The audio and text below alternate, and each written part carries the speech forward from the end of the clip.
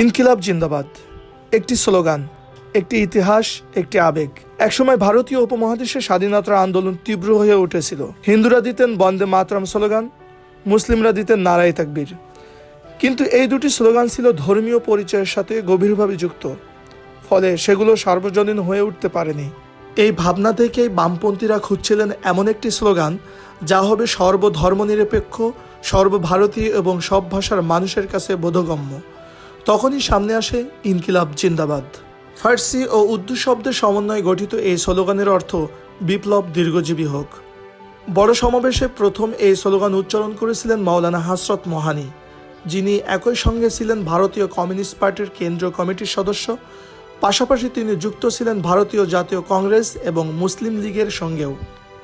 ক্রমে এই স্লোগান ছড়িয়ে পড়ে উপমহাদেশের নানা প্রান্তে। বাংলাতেও তা উচ্চারিত হতে থাকে প্রতিবাদের ভাষা হিসেবে। ভাষার বিবর্তনের সাথে সাথে ইনকিলাব শব্দটি ধীরে ধীরে কম ব্যবহৃত হতে শুরু করলেও এর ঐতিহাসিক তাৎপর্য থেকে যায়। সাম্প্রতিক সময়ে বাংলাদেশের জুলাই বিপ্লবের প্রেক্ষাপটে আবারও এই স্লোগান নতুন করে জনপ্রিয়তা পায়।